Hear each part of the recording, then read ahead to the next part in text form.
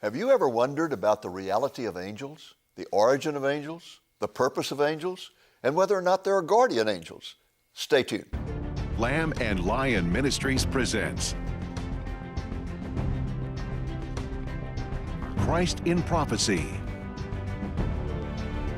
a program that focuses on the fundamentals of Bible prophecy, showing how current events in the news relate to biblical predictions of end-time events and the soon return of Jesus. Now, here's your host, Dr. David Reagan. Greetings in the name of Jesus, our blessed hope, and welcome to Christ in Prophecy. I have two of my colleagues on the set with me today, and first is Nathan Jones, who is our internet evangelist, and the other is Tim Moore, our associate evangelist and my designated successor. Now, if you are a regular viewer of this program, I'm sure that you have noticed that Nathan is not in his usual position. He is in what we call the hot seat.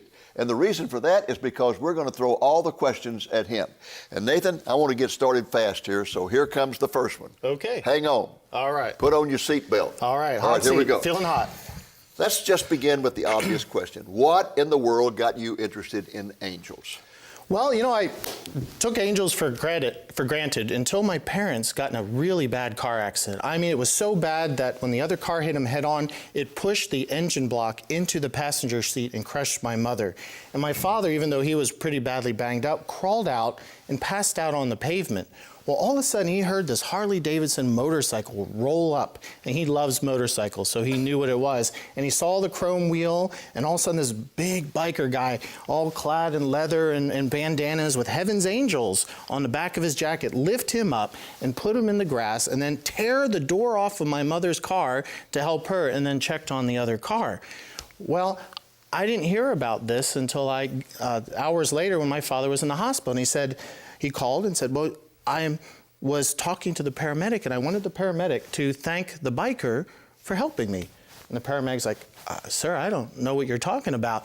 And they took to the policeman. Did you see that biker that helped out? He says, there's no biker here. And to this day, my father was sure that an angel came to help him.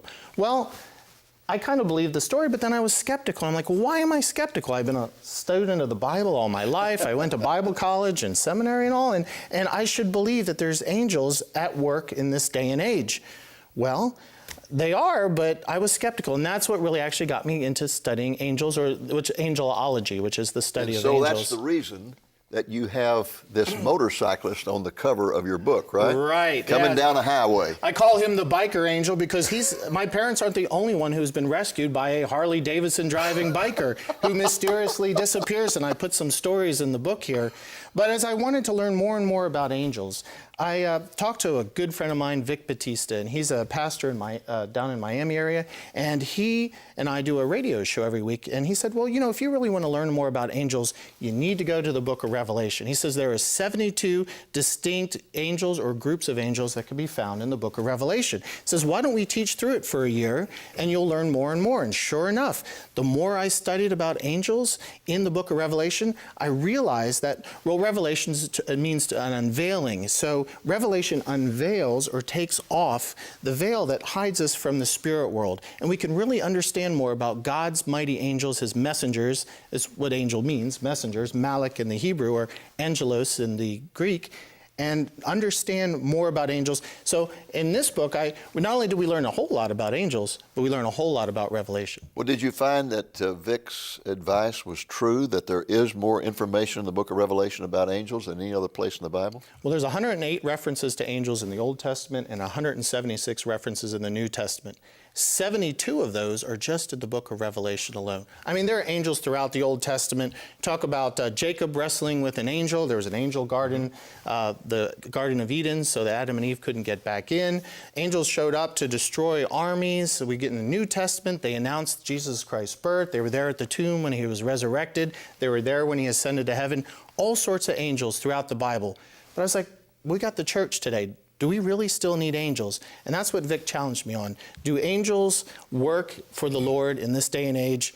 And as I studied more and more, I realized, yes, he does. That makes me ask a question. And by the way, Nathan, I love the opening story that you just recounted of your father encountering the biker angel. As a matter of fact, I'll drive down the road looking for bikers in a different light from now on because that was such a personal story. And I've had similar experiences with friends who recount that they've seen or suspect that they've encountered an angel in their own lives. But you mentioned all the angels throughout the Bible. Why did you decide to focus just on the angels in Revelation in this particular book? It was because, for one, I love the book of Revelation. I mean, after all, we're a Bible prophecy ministry. Revelation is the book that we love to study. But two, it's the amount of angels. There are 72 angels or groups of angels found in the book of Revelation. And there is more angels in that book than throughout the rest of the Bible. So if you really want to know how God works through his angels, then that is the great book. And he works through them in so many different ways. You've got guardian angels and worship angels. There's some are instrumental. Some are carry the throne of God, the cherubim. So there are warrior angels. There are protector angels. There are nurturing angels who help feed people and nurture them and rescue them. There's those angels that when you die, they escort you up to heaven. I mean, there are so many angels found in the book of Revelation that's really pretty much the place to go to. Well, what have you found to be some of the most common misconceptions that people have about angels? Well, if you grew up like me in Americana here, you have these children's books from the 60s and 70s, and they have beautiful illustrations of these white guys with curly hair, and they have these beautiful feathery wings, and this metal halo somehow floats up over their head, and they're all stoic, and they look like they're wearing togas. And I just assumed that, that's what angels look like all the time. But when you read Revelation, you realize that angels, sure, they're spirit beings. They have physical bodies. They're not ghosts. Also, they don't all look the same. Some, like the seraphim, for instance, have faces of like a lion and an ox and an eagle. Some do look human. Some can change their forms. And some can take on human form. Absolutely. For instance, when Abraham was walking with the angel of the Lord. The angel of the Lord is a pre-incarnate form of Jesus Christ, a name for Jesus Christ. We read in Revelation 1 and 19, Jesus unmasked in his true glorification, and it's truly astounding to read what Jesus really looks like when his earthly body is the glory comes out like it's a transfiguration. I love how you highlight even in Revelation how at times the angel of the Lord is Jesus Christ, and yet you point out that some people sometimes misperceive that certain angels might be Jesus and they're not. And so you have been very clear in giving credit to where Jesus appears in the descriptive terms that John uses as the angel of the Lord. It's important to understand when we say angels, we're saying messengers. So when I say the 72 angels or groups of angels, they're not all of the celestial class, the angelic beings. Some are messengers. John, for instance, was a messenger for the Lord, the apostles. The angel of the Lord was God's messenger. Even though it was God himself, he was treated not as an angel, but as God. Jacob and Gideon and all gave him great reverence. And so whoever is a messenger for the Lord, I put under the category of angels. You and I could be considered angels because we are messengers of the Lord. Well, I want to get back to misconceptions. Yes. Because there's lots of misconceptions, and you haven't even touched on them. For example, a lot of people believe that Christians become angels. That is a huge misconception. I think we get that from It's a Wonderful Life, right? When Clarence said, Gotta blame it when on a the bell movie. rings, an angel gets its wings. Hey, now that's one of my favorite movies, Nathan. It's a great movie, I but was pulling for Clarence all I through that was, movie. and he got his wings. But that's theologically incorrect. Angels are a separate class. If you go to the book of Job, it talks about how the angels rejoicing as God created. So we know They that were God, there at the time of creation. yeah, they saw the creation. So they are a creation separate and apart. They stay angels. We are not angels. We are a separate creation. Now, it's interesting. People look at angels and, they got all these great powers. And when you go through the mighty angels of Revelation, you see that some of them are so powerful, they could destroy planets if needed, thanks to God's power. But when you read about them, you realize that in the Old Testament, they were called sons of God. They were the mighty sons of God. But you go to the New Testament, where after Jesus died on the cross, and Christians become the sons of God. The positions change. Instead of the angels being above us, we become above the angels. Even though they're more powerful, we are the ones given breath by God. We are made in his image. And so we are over the angels. And that should encourage any Christian who's involved in spiritual warfare. And we're constantly in spiritual warfare with the fallen angels, which are demons. Well, that brings up the question. Obviously, there are some who have fallen from grace and are now opposing not only God but us. What did your research and your study of Revelation tell you about the demonic angels, those demons that work with Satan himself? Well, Paul told us that we're fighting a war against spirits and principalities and powers. In other words, behind human government, and you know about human government in the Kentucky State Legislature, that there are satanic forces working behind the scenes. And Revelation goes all the way back to Genesis, and it tells the story, especially in Revelation 12, how Satan, as a red dragon, was he was named Lucifer. He was the guardian over God's throne. He was the worship leader. And after all that time, he wanted the worship to start going to him and not to God. And so the first sin that came was pride, and he led a third of the demons, or angels I should say at the time, to follow him. They tried to overthrow God, which it's impossible to overthrow God, and God cast them out and sent them down to earth. Now, there's another misconception about angels when it comes to demons, is that there's actually two groups of demons. There's the ones that have been disembodied and live on this earth to afflict mankind and that look to possess people. But there's another group, and we read about these in the trumpet judgments, that are being held. They are so terrible. I mean, they are world-shattering, super powerful demons. They have a general called Abaddon.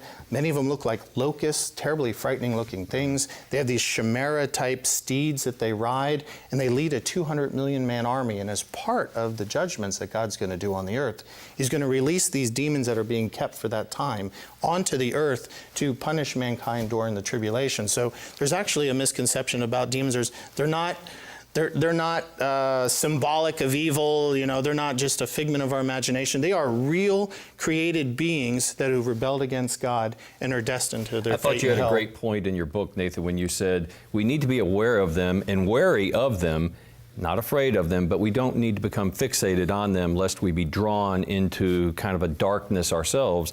And so there's a proper balance to understanding and, again, recognizing the Lord has protected us, but not becoming fixated on demons. Absolutely. When I took angelology back in Bible college, it was my first year, our professor was actually very hesitant to talk about what's called demonology, the study of demons. He says, because for that very reason, you can start getting so fixated into it and so interested in the demonic world that it'll start dragging you into it. And many a Christian has given up on their faith to chase after the occult. Now we got to remember, and this is what's great about the book of Revelation, it's Jesus' victory story, and it's his victory over Satan, and it's his victory over the demons. The demons are defeated. Why anyone would want to side with them is beyond me. One of my favorite verse about angels is not in the book of Revelation. Okay. It's in the book of Hebrews. Okay. Chapter 1, verse 14 says, "Are there not ministering spirits sent out to render service for the sake of those who will inherit salvation?" That's speaking of angels. It says they are ministering servants sent to serve those of us who are going to inherit salvation. I use that verse all the time. When I get ready to go on a trip, I ask the Lord to post an angel at my house to protect it. When I get ready to fly in an airplane, I say, Lord, surround this plane with your angels and fly with us every moment of the way. I have been praying earnestly that God would surround Standfast Oyena in Nigeria and his camp of Christian refugees with angels to protect them from the demonic forces there in that country. So I use that verse all the time as a ministry of angels. Angels clearly have a position not only as messenger but as guardians. The argument could be made that little children all have guardian angels as well. The Lord obviously has all the power in the world to do anything he wants, but he chooses to use that power through not only his angelic beings but through Christians, through the church too. Amen.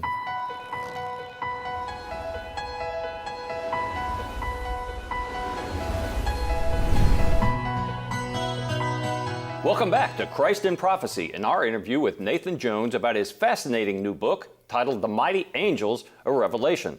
Well, Nathan, I see you've brought somebody new to our set, so why don't you go ahead and introduce her? Oh, it's my great pleasure to finally meet in person after 2 years of working together, Shalise Stevens. when I set out to do a book on angels, I didn't want to just be text. I wanted you to connect to the angels by visual. And I couldn't do that. I can't draw a stick figure with the life of me. So I wrote all the local Christian colleges, and I was like, well, I would like someone new and fresh who might fit this, and I gave them a profile. Sure enough, Abilene Christian College recommended Shalise Stevens. And not only was she a student, but she had a master's degree as well. We put a little art contest against a few of the other different artists, and Vic and I decided she had the look we were going for. So instead of me telling you your background, why don't you share what's your background?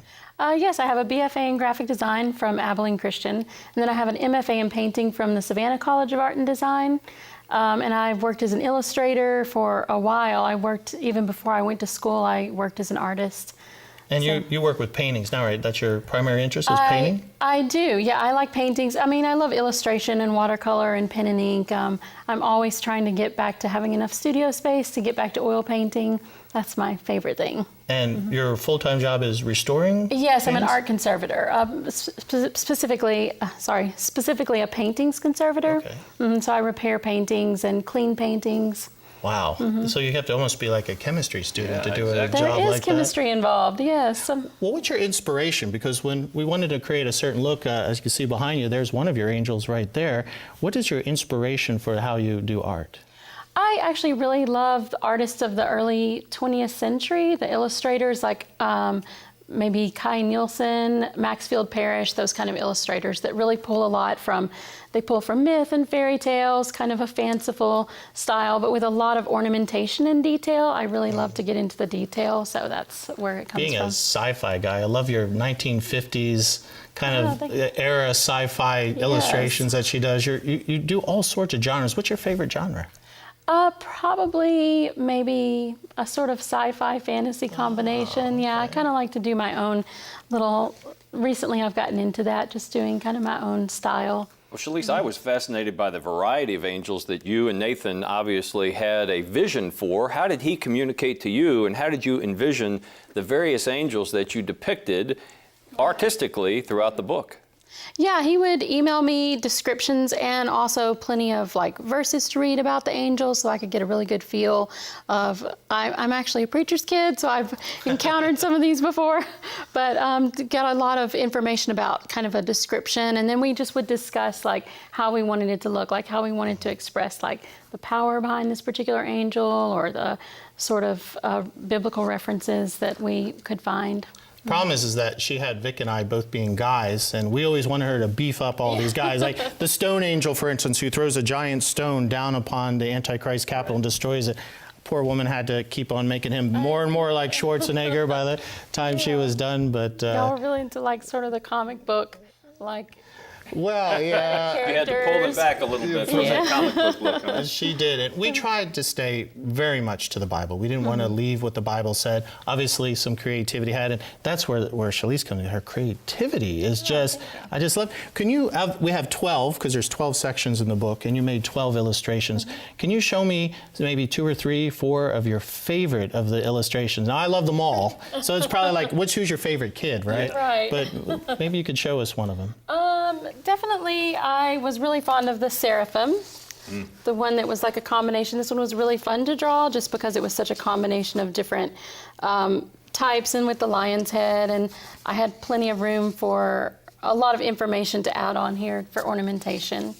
I love what the Bible says about them in Revelation 4:6.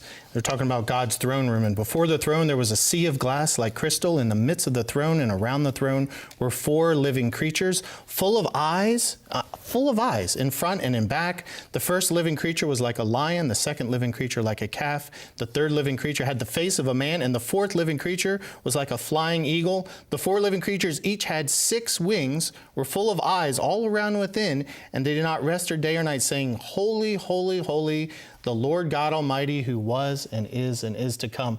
Now, when people think of angels, and we said that in an earlier segment, we tend to think of just, very standard Americana type, but these angels kind of blow that imagery out of existence, doesn't it? Right. There was a lot to work with there. Yeah. Well, what's your second favorite? I really enjoyed doing the sun angel. Oh, the sun angel. That yes. one was, because we really kind of branched out on that one, like as far as going really creative with the style and a little bit more like ominous, maybe this one. That was interesting to get into. Well, the story behind it is ominous. If you go to Revelation 19, and then I saw an angel standing in the sun, and he cried with a loud voice, saying to all the birds that fly in the midst of heaven, come and gather together for the supper of the great God, that you may eat the flesh of kings, the flesh of captains, the flesh of mighty men, and so forth and so on.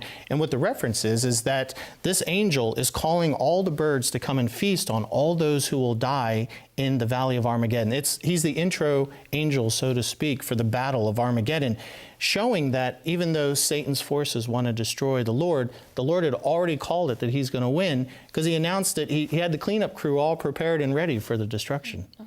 And that's one of the darker angels, definitely, in the storyline. What's the next one? I think you and I both like the Wind Angel. Oh, the Wind That one was Angel. fun. Yes, the Wind Angel. What do you like about the Wind Angel? I do enjoy sort of like this kind of almost the Lord of the Rings sort of look to it. Tim's like those two. Yeah, I really enjoyed working on the armor, basically, just thinking of really creative ways to make this armor and doing more of like an action shot. That was really fun to work on. So for a novice, Shalise, how long would it take you to actually craft and create a given depiction of an angel? How many hours or days, and probably weeks of time thinking about and preparing, but once you sit down and begin to draw? Right. Probably, gosh, I want to say that there were maybe 8 hours in each one, I would say. And we did several what's called passes. So I would do a sketch, I would send it to them. They would approve the sketch. I would work on the next stage of it, send it to them. They would say, oh, can you change this or shift this or maybe make this a little different to represent the angel better. So there was a lot of steps. Well, obviously, when I asked that question, I'm reminded that Dr. Reagan asked an artist one time how long it took him to paint a beautiful painting. And he gave a number of years, but basically he said it took a lifetime of preparation. And for you all, it took years of study and preparation on your part to have that kind of gift be manifest, and then many, many hours, countlessly over weeks, for you all to interact, to come up with the idea and agree on the vision you were trying to put on paper. Well, that's the beauty of working with Shalise, is that it was like 90% right by the time it came to Vic and I to look at, and then it's like, well, can you just move the bowl over, or beef the guys up? But your armor, that's what I love about the Wind Angel's my favorite. And as a matter of fact, that's why we put the Wind Angel on the cover. It's got wings. Most people can relate to angels with wings, but if you go to Revelation 7, it says, after these things, I saw 4 angels standing at the 4 corners of the earth, holding the 4 winds of the earth, that the wind should not blow on the earth or on the sea or any tree. So the Lord actually, we learn from this, uses his angels not only as messengers and guardians, but to control the very weather. So when we start worrying about global warming or climate change or stuff, we can be sure that God's got the weather under control. You know, Shalise, I asked you off camera, but I'm going to ask you again. One of the things that is so beautiful about our Creator God is He creates with such beauty and magnificence, and yet within our own lives, He allows us to sort of fill in and color what He's already made beautiful. One of the things I really appreciate about your artwork is you've done it in a pen and ink style, and I asked, would a person be able to use this to color in and make these angels even unique and personalized for them without offending you, the artist who created them so beautifully in the first place? No, not at all. I've actually published a couple of coloring books, so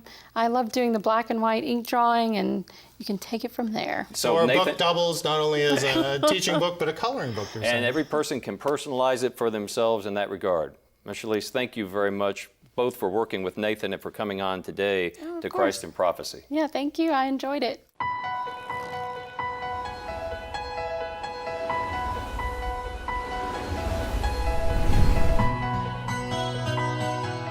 Welcome back once again to Christ in Prophecy and our interview with Nathan Jones about his excellent new book titled The Mighty Angels of Revelation. Well, Nathan, I know in your Minor Prophets book you had a really neat idea to use some clever imaginative stories to introduce each minor prophet. I'm so glad you did that again in this book with The Mighty Angels.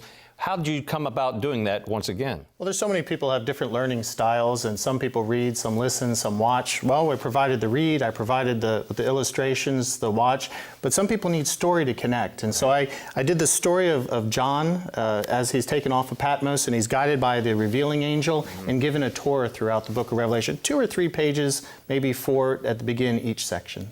Well, I think that's very effective in the way you do that writing, and I'm glad you included it in Praise this the Lord. book. Praise the Lord. Nathan, what is the most important truth that you want people to take away from this book? 2 words. Okay. Jesus wins. The book of Revelation isn't about angels. It isn't about the tribulation. It's about Jesus Christ getting his kingdom. Matter of fact, it's so important to read the book of Revelation that Revelation 1:3 says, "Blessed is he who reads and those who hear the words of this prophecy, and keep those things which are written in it, for the time is near." If you read the book of Revelation, you are promised a blessing, and you're blessed because you know that if Jesus wins and then his children, we win as well. And no other book of the Bible promises that, although, of course, you will receive blessings by reading a book. But this promises it right up front. And not only that, but it also has a curse at the end. If you mess with the book of Revelation or change it, then you will get the curses as well. And yet, it's one of the most ignored books in all of Christendom. Oh, absolutely. Absolutely. Preachers don't preach on it. In fact, you know, our colleague Don Perkins, who is a full-time Bible prophecy teacher, grew up in Baton Rouge, Louisiana, and his preacher told him every year, "We're not going to talk about the book of Revelation because if you read the book of Revelation, you'll go crazy." Crazy. Yes, crazy. I feel People were somewhat scared sane of it. after They were finishing that, frightened yeah. of it. And it has a lot of bad news in it, It but does. only It good does. news for those who know Jesus Christ. I'm glad, even with angels as your motif, that your focus remains on Jesus Christ. Absolutely. Because the center of the Bible is always Jesus Christ and Jesus Christ's victory. Well, you can't say more than that, I'll tell you. Amen. Well, folks, that's our time for this program, and I want to thank Shalise Stevens for joining us, and I pray the Lord will continue to use her great artistic talents to bring honor and glory to his name. Folks, in just a moment, Nathan will return to tell you how to get a copy of his new book. Meanwhile, in behalf of all of us here at Lamb and Lion Ministries, I want to thank you for watching our program today. I hope it has been a blessing to you, and I hope, the Lord willing, that you'll be back with us again next week. Until then, this is Dave Reagan speaking for Lamb and Lion Ministries, saying, "Look up, be watchful, for our redemption is drawing near." Hello, my name is Nathan Jones, author of The Mighty Angels of Revelation. After my parents miraculously survived a devastating car wreck with the supposed help of an angel, I began to explore my own skepticism about the possibility that angels are active in our world today. I was challenged to seek out one of the greatest sources in the study of angels, the Book of Revelation, with its whopping 72 instances of angels and demons. Out of my studies, I wrote The Mighty Angels of Revelation. In this book, I explore the writings of a man known as the Elder, visited in exile by the glorified Jesus Christ and shown the future. The Elder recorded how God will soon judge humanity with 21 judgments before installing his Son as king over all the earth. Throughout all of these cataclysmic, world-changing events, God's mighty angels are revealed to be hard at work in the service to their king.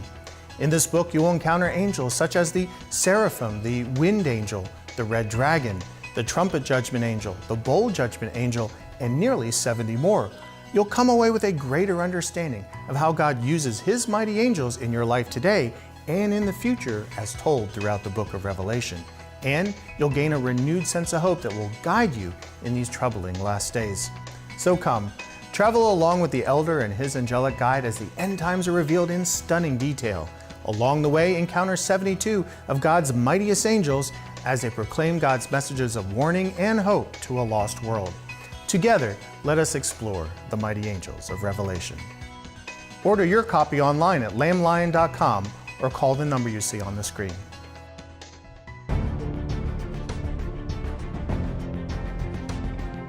Thank you for joining us on today's Christ in Prophecy, a presentation of Lamb and Lion Ministries, a non-denominational ministry dedicated to teaching the fundamentals of biblical prophecy and proclaiming the soon return of Jesus.